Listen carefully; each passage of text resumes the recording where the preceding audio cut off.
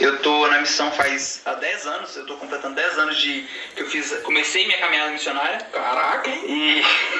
Mas eu tô na missão faz 28 anos, desde que eu nasci. Meus pais são missionários, já faz mais de 30 e poucos anos. E aí eu já nasci nesse meio, então cresci viajando e fazendo loucuras de missão, enfim.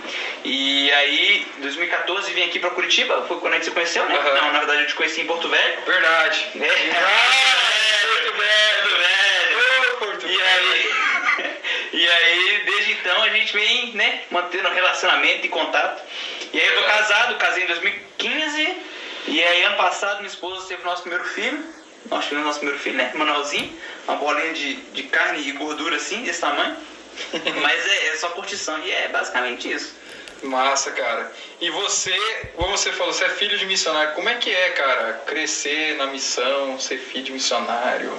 Cara, nômade, assim. Então, é bem confuso de pensar que uma pessoa cresce e vive 24 horas isso que a gente tem hoje como adulto, né?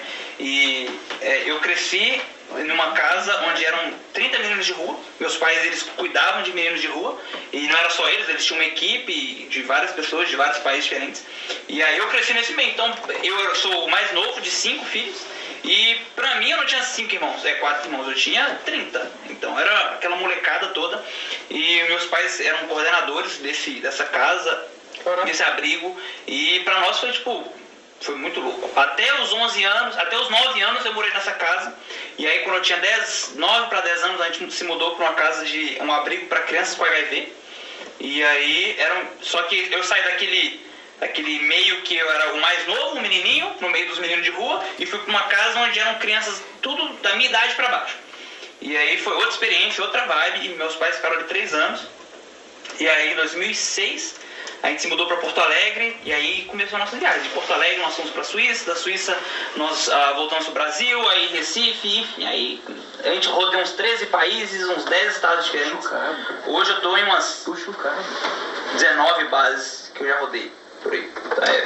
E quando vocês estavam nessa casa lá com esses 30, eram órfãos, é isso? Meninos de várias categorias. Tinha menino que ia, em vez de ir pra FEBEM, o juizado de menores mandou lá pra essa casa. Tinha meninos que eram órfãos, tinha meninos que eles não eram órfãos, tinham família, mas a família não tinha condições de criá-los. E aí eles acabavam na rua, por alguma maneira. E eles, lá nessa base, eram várias casas gigantes que ficavam no centro de Belo Horizonte. Então, essa casa que nós morávamos, ela não era uma casa, era uma escola antiga que foi comprada pela Jocum, e a Jocum adaptou ela para receber esses meninos. Então ali tinha tudo quanto é gente, né? E essa base era dividida em casas, né? Como eu falei, em setores. E aí o primeiro setor era o resgate, que chama a casa resgate, que eles iam na rua, tiravam o menino da rua, fazia a triagem de, 15 a 20 dias com o menino. E aí se o menino tivesse condição, ele ia para casa restauração.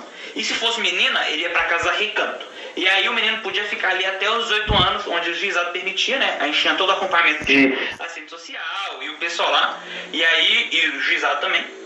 E aí os meninos ficavam até os 18 anos e ali eles estudavam, tinham uma educação legal. E depois saíam, faziam faculdades.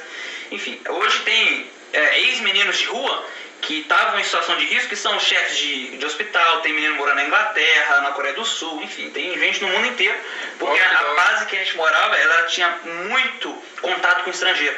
O líder da base, ele era holandês, ele é holandês ainda, o querido Johan, e ele tinha vários contatos. Então vinha gente da Finlândia, da Inglaterra, da Holanda, então a base explodia.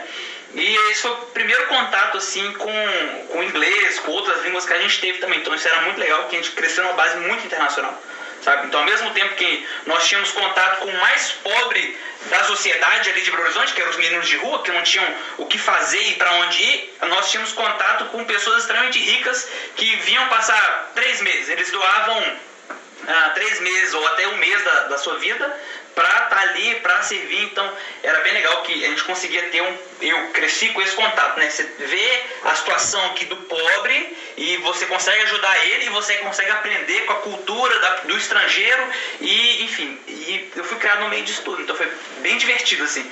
Foi desafiador para os meus pais, tenho certeza, mas para mim, para os meus irmãos, foi super divertido, era legal. A gente tinha amigos no mundo inteiro, então hoje eu tenho amigos no mundo inteiro.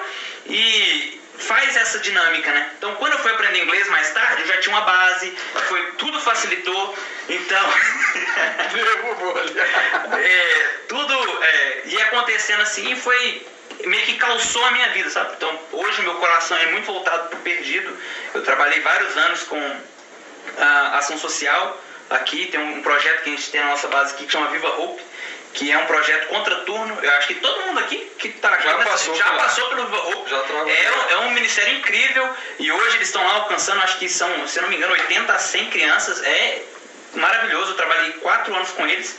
Foi um tempo assim maravilhoso na minha vida, só que Deus me direcionou para outra área, né? Que é a área de treinamento de missionários.